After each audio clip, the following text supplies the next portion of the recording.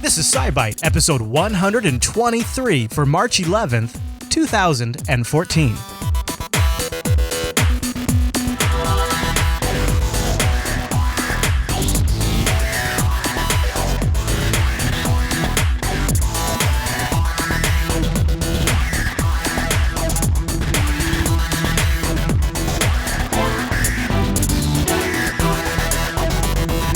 Hi, everyone, and welcome back to SciByte, Jupiter Broadcasting's weekly science podcast, live on a Tuesday and fresh on a Wednesday over at jupiterbroadcasting.com. My name is Chris, and joining us every single week is our host, Heather. Hey there, Heather. Hey there, Chris. Hey, Heather, happy science to you. Happy science. So, what are we going to talk about today? Today, we're going to take a look at an infant possibly cured of HIV, a new dinosaur in Europe, antibiotics, curiosity news, and as always, take a peek back in history and up in the sky this week. Oh, sounds like a blockbuster show. Let's kick it off with the news.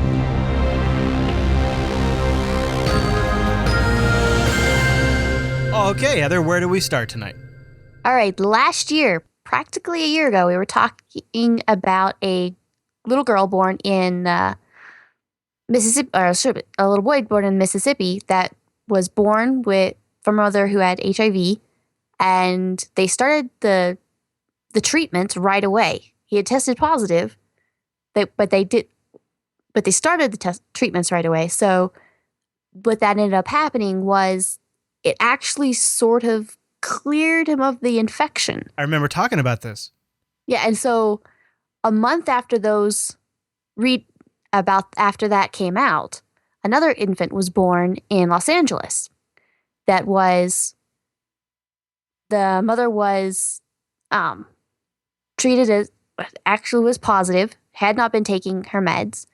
So they said, all right, well, let's go ahead and just start right away. And although they were giving the mother, they gave her the meds as soon as she actually came into the hospital.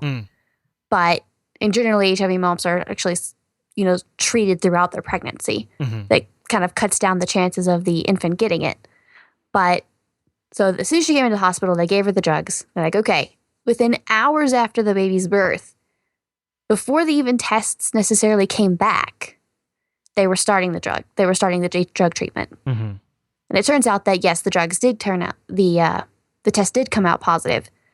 But while they were able to get the drugs on right away, they were actually able to see that, for the first 18 months, he was on the drugs.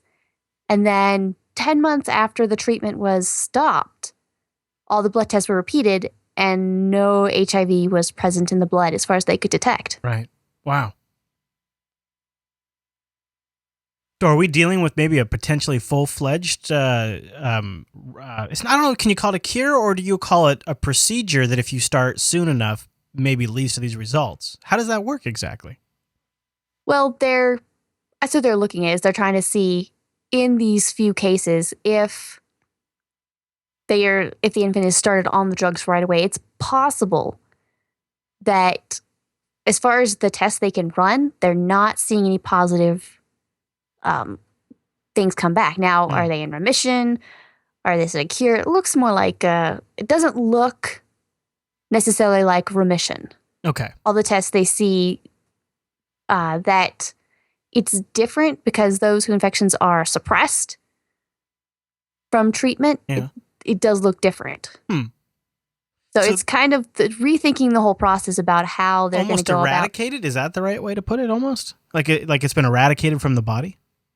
Kind of. Well, yeah, almost like you catch it early enough where there's not a lot of infection there, so you're able to kind of cut it off at the source almost, and then it's not able to propagate. I see. So this is always, in this case, in this scenario, this is always going to be kind of limited to infants born from HIV positive mothers, right? I mean, because you got to start it before the infection has a chance to spread, essentially. Yeah. Now, in some of these cases, they're obviously keeping the infant on some sort of med, just because they're kind of trying to play it safe for obvious reasons. But it's leading them to different views about how to treat this, how to treat it. I mean, in another case, they've got some adult development going on too. And so it's not just infants. In about 1% of the population, you have 2 copies of a gene that gives sort of protection against HIV. And what they're able to do is they're kind of taking those genes and they're modifying them as much as they can. So they take the cells out of about a dozen adults and try to modify those genes to help give them, take the donor gene's immunity into these people. And then they're able to give them the treatment back. And they tested it, like I said, 12 people. They had, filtered their blood, treated it, infused them back into the people. 4 weeks later, half of the patients were taken off their AIDS meds just temporarily. And the virus returned and all but one of them, unfortunately, that turned out to actually have a copy of it.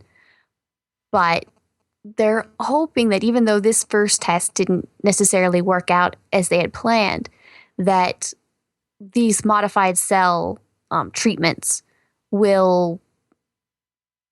the cells treated and inputted back into this person's system will somehow be able to outnumber the rest of the cells. Yeah. And sort of help control viral levels. They're arming the good guys. Yeah, they're trying to arm the good guys. So, hey, can you completely knock it out? Can you give the immune system a chance to sort of halfway go against it so you can bring down the meds? Yeah, yeah. Boy, wouldn't that be an awesome win right there, is if you could just give the immune system a fighting edge and back off on the medications that have all of the side effects. Yeah. That'd be great. I mean, that's a great step. Yeah, so it's very complicated what's for the procedures and what is working, what is not working, and it's all very kind of edge of medical science, but this is another one of those that's treat what you can and take everything that you can take, actually. Right. Yeah. Every small step forward. Yeah, exactly. Yeah. In fact, if you guys are curious about this topic, I would recommend go back and listen to SciByte 84, HIV and SpaceX Troubles, from March 5th, 2013. So that's interesting, the timing on that, isn't it? Yes, noticed that. I was like, I remember we talked about that. And I was like, wow. And that was the original story about the first time through, and that was that was the sort of a fascinating piece to, if you go listen to that and then you hear this story. Here we are almost a year later, and that's an interesting update. It's another and this success. Update is because they saw the first announcement and went, hey, let's try that again. Let's see what happens. Yeah, it's interesting how it's. I mean, I guess I thought I would have seen more active testing, but I guess this is just sort of how the process works on this kind of thing. Yeah, well, there's only so many cases where you have a mother not on her meds. Yeah, okay. It's not like you want to specifically say, hey. Yeah, right. Hey, we want to stop taking that life-saving medication. Yeah, yes. That could help your infant as well. That's going to get somebody fired really quick. Yeah, so this is one of those few cases where should the worst happen, they're like, hey, this is not the ideal situation. Let's try this treatment and see what happens. Very good, Heather. All right. Well, why don't we take a quick break right here? I want to give you guys a heads up about something fun we're doing this Saturday on the jblive.tv stream. It's a faux-a-thon. So the faux show is doing several back-to-back episodes. We're taping ahead for a few weeks because as our new studio is nearing, things are getting crazy here at JBHQ. So probably the best thing to do is check out jupiterbroadcasting.com/calendar. If we have to make schedule changes for some shows, we will update the calendar to reflect that as soon as we can. So if your favorite show, if it doesn't get released at its regular time, I'm hoping to keep it to a minimum.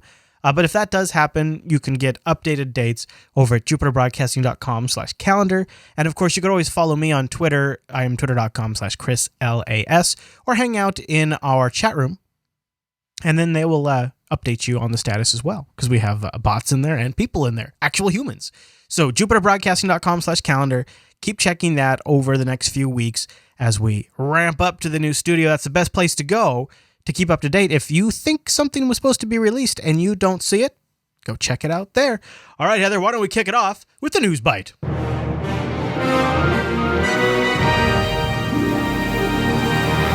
So what are we talking about in the News Bite today? All right, some small satellite tracking devices attached to little sea turtles swimming off the Florida coast have delivered first of a kind data that could actually help scientists sort of unlock the mystery of what they call the quote lost years. Okay, I love everything about what you just said. That's awesome. So, the quote lost years refer to the time where sea turtles, like just after they hatch and head out to sea, and they remain at the sea for many years, and then they come back to the shore, near shore waters, as large juveniles. But that time in between, not much is known about what they do and how they interact. Huh. So before this study, it was kind of inferred through genetic studies, sort of opportunistic sightings offshore where people go, hey, look, baby sea turtles, little sea turtles, and just sort of random occurrences there. But this time they were able to track 17 turtles for everywhere from 27 to 220 days out in the open ocean. They're using small, like solar panel powered little satellite tags. Awesome. So the goal was to better understand the movements, the habitat, the role, maybe temperature, the seas play. This is kind of get a better idea of what's happening to them, where they're happening to them, and how to help them possibly be not so endangered. Where are they going? What is up? What are they running into? That kind of stuff. Yeah, so it was thought that they kind of hatched off the Florida coast with some long developmental migration in a huge circle around the Atlantic Ocean and sort of along those currents, and then they just came back. Mm-hmm. Now this new data actually shows that they kind of drop out of those currents in the middle of the Atlantic, what they call the Sargasso Sea.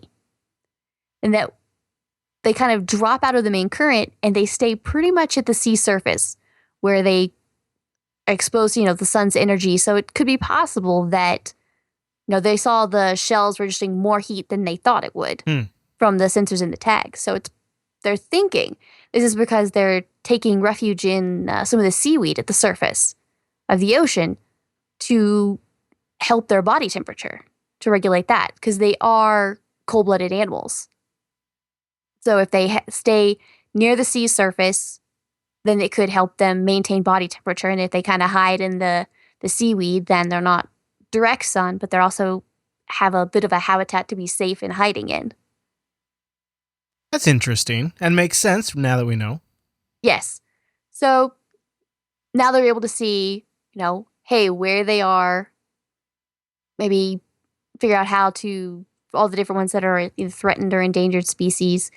And so they got it, the beaches they obviously know are really important. That's where 80% of the turtles go along the Florida coast, have their nesting and nursing grounds there. Mm-hmm. So now we know that a lot of different things happen across the Atlantic crossing that we really had no idea about.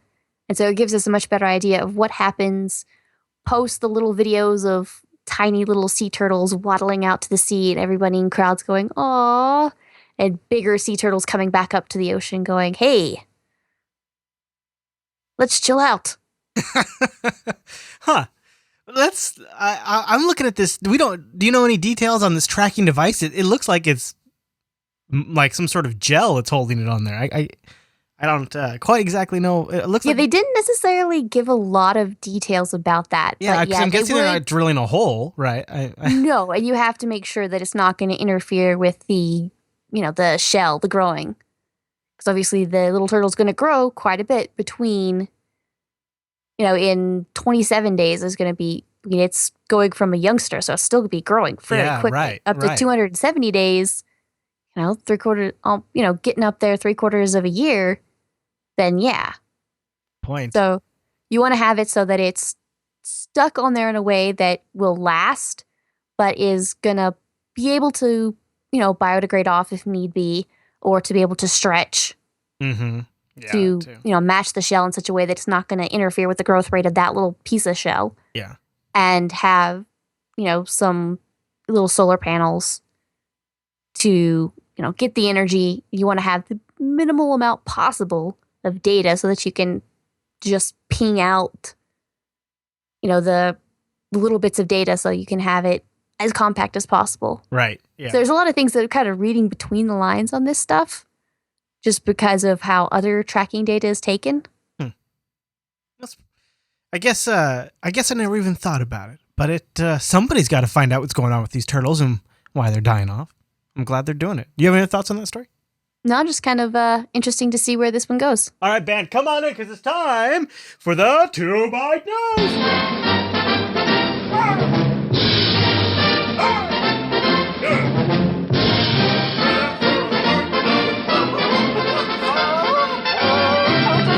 All right, Heather, what are we talking about in the 2-Byte News?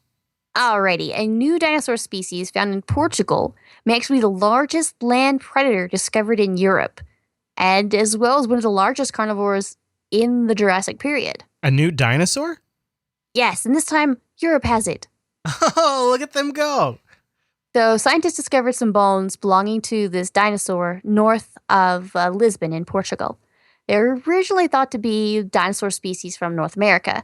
But looking at some of the shin bones, the upper jawbone, the teeth, they actually had part of the tail vertebrae. They said, hey, this looks like a new species. Torvensaurus gurnei. Some of these proper names are really fun. Yeah. So the mouth bones have a different shape and structure, number of teeth, the size of them, the shape of the mouth. They're a lot of different things going on with the skull that actually differentiate the European and the American versions of these dinosaurs to make them have their own species. These teeth are 10 centimeters, or about 5 inches long. Probably was at the top of its food chain in the Iberian Peninsula. That's where Spain is, that whole little area. Now, they estimate that the dinosaur could probably reach 10 meters, 30 feet, weigh about 4 to 5 tons. So it would have been one of the largest terrestrial carnivores of the era. Wow. In itself. Probably hunted other large dinosaurs. By the shape of its teeth, they can kind of get that idea. He was a predator. Yes. Yeah. Now, it's closely related to some other dinosaurs that they've actually seen proto-feathers on. You know, they have the imprintations of skin sometimes that they've been able to see these proto-feathers on dinosaurs. And it was similar ones to this. So they think it possibly could have been covered in proto-feathers too. No kidding. So it was a pretty looking dinosaur at that. Scary but pretty. Scary but pretty. Who knows what kind of feather colors there were? That's true. It could have been very scary feathers. I've never seen scary feathers, but if anything was going to have scary feathers, it would be this huge European dinosaur.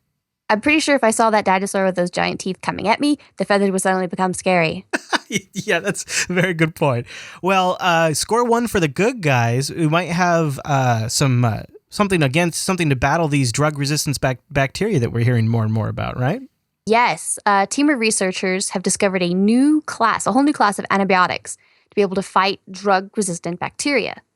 These oxidiozoles, discovered in silica by a computer screening, was shown process in the treatment of these drug-resistant bacteria, MRSA. They screened 1.2 million compounds in order to find this. Wow. But they're able to see that it actually inhibited the penicillin-binding protein in some of these. So it actually shows effective when taken orally, which is pretty much only one antibiotic for these drug-resistant MRSA that can be taken orally. Most of them are by IV. So this is one that can be taken orally, actually. So that gives it a lot of potential for portability and storage and ease of use. I mean, that's huge, yeah. Well, very good. All right, Heather, what do you say we jump up into space and do a curiosity update? You ready? Let's go. And liftoff of the Atlas V with Curiosity. Touchdown confirmed. We're safe on Mars. Okay, Heather, how's our favorite rover doing? All right. Chugging along pretty nicely. It's been, so they've got the whole driving forwards and driving backwards thing every once in a while going on. That's sort of to minimize the damage that we were talking about to the wheels. Right. And it's pretty much getting well on the way to the next scientific waypoint called Kimberley, which lies about a half a mile ahead of where they are now. It's got some striations where they can see horizontal layers of this dirt, so they can be able to go and see it. They'll stop there for a little while, kind of get some scientific investigations going on, and they're mapping out via the whole route via the Mars Reconnaissance Orbiter. So they've there's a link in the show notes about a big map that they've kind of got laid out where it's like, here's where we landed, here's where we're going, and then little dots about this is a point we want to stop by, this is a point we want to stop by, this is a place we think we're going to start being able to climb up the hill or climb up the mountain. Mm. They're kind of getting everything situated and laid out and getting closer to the next scientific waypoint. Wow. It's neat to see, to kind of see a visualization of the journey. So cool to kind of follow this thing just as it goes. It's amazing. Yeah, I like the overhead orbital views of where the tracks are. It is really actually so awesome. It's a good time to be doing this kind of science. And it just shows you don't have to have somebody walking around to still do some good science. We can get it done with some robots. I know. Well, why don't How we... could you say such a thing? I know. It'd be better. I'll put it that way. It'd be better. I'll make you feel better. Guess what? Let's jump in a time machine, Heather. Come on, let's go. Let's get it. Yeah, okay. All right, buckle up. This is a long one.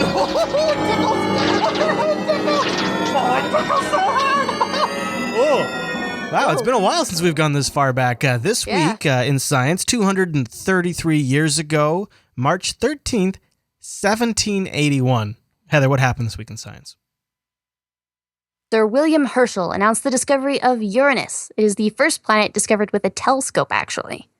When he discovered it, he actually labeled it as a comet. He was very determined that it was a comet. He was very hesitant of actually calling it a planet. Oh. It wasn't until 2 years later that he finally acknowledged that, okay, yes, it is a planet. Everyone else had been kind of thinking, yes, let's go. We're pretty sure that it is. And so he finally admitted it. And then a few years later, he'd actually discovered two of its moons. Were actually Titania and Oberon, which are actually names given by his son. Oh, cool. And oddly enough, 84 years ago, on March the 13th, the same day in 1930, Clyde Tombaugh telegraphed the discovery of Pluto to Harvard College Observatory. Huh. He'd been searching for a year. And how he discovered it was photographic plates, which is you take a picture, these were glass plates, images of one night, then of a night a couple days later, and you flip between the two. You're like, what's changing? Hey, there's a dot that moved. And so you get that. And then, so you have it that way. Then you have Uranus that was discovered so long ago, and that's just because he was tracking, a set of stars looking for comets. And he's like, hey, that's a fuzzy thing. It's not a star. I bet it's a comet. It looks weird, but I bet it's a comet. Keeps observing it. It's a very slow-moving thing, so... But very interesting, both on the same day. Just very different years. Yeah. Well, 233 and 84. Time Machine's busy this week. Yes. All right, Heather, let me recalibrate the SciByte 2000 so we can look up into the sky this week. All right, on Thursday, March the 13th, about an hour after sunset, to the lower left of the moon, you can actually see the star Regulus, which is actually two binary stars together. So that's 4 different ones, but it's a very bright star. And you'll be able to see, it is actually the bottom star of the handle of, or the front part of the constellation Leo. It looks like a giant backwards question mark. So you might be able to see that depending on how dark your skies are. But that is Regulus, 4 stars altogether over there by the moon. On Friday, March the 14th, now it is directly above the moon. And on the planet side of this week, Venus is still our morning star. Oh. Before and during dawn, you can see Venus over in the southeast. It's always a nice bright thing right there in the morning for you. Hey, Venus. How's it going? Yep. About a little later, about 9 p.m., you've got Mars rising in the southeast with Spica about 6 degrees to its right. That's about the width of your fist held at arm's length. Now, they're going to be at their highest point around 2 a.m., and now Spica will be to the lower right of it. But those are always a nice pair to observe because Mars is orangish red and Spica is blue-white. So they're nice contrasting colors there hanging out together. Very much so. And of course, we have Jupiter. Hey! Yep, it is the only planet visible right now in the evening. High in the southeast, when the darkness comes enough for you to be able to see it, crossing nearly overhead for those in the mid to northern latitudes around 8 to 9 p.m., setting in the west just before dawn. So it's an all-night thing still. This is cool. So I'm playing right now, and I can change the time, and that's really neat. Okay, so there's Jupiter right there. That's very cool. Yeah. I'll have to look for that one this week. Yes. And of course, you've got Saturn, not to be left out, about 11 p.m. It'll be rising in the south. It'll be highest in the south about the beginning of dawn. It's way to the far left of Mars and Spica. But Saturn's hanging out as well. There you go. Well, very good. And Heather has all of those listed in the show notes. Just go find yourself SciByte 123. Scroll down to the bottom. Everything that Heather just covered, it's in chronological order, essentially. In the order we covered it in the show. It's in the show notes that way. So what's up in the sky? That's towards the bottom, right there. Heather, is there anything else we want to cover this week? Not that I can think of. All right, then. Well, I'll just say thank you very much for a great show, Heather. Thank you. And I want to say thank you, everyone, for tuning this week's episode. We'd love to hear from you. Go over to jupiterbroadcasting.com and click Contact and choose SciByte from the drop-down.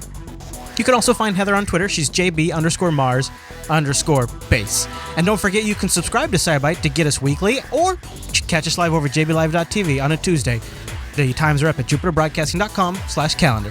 All right, everyone. Thanks again for tuning this week's episode of SciByte. We'll see you right back here next week.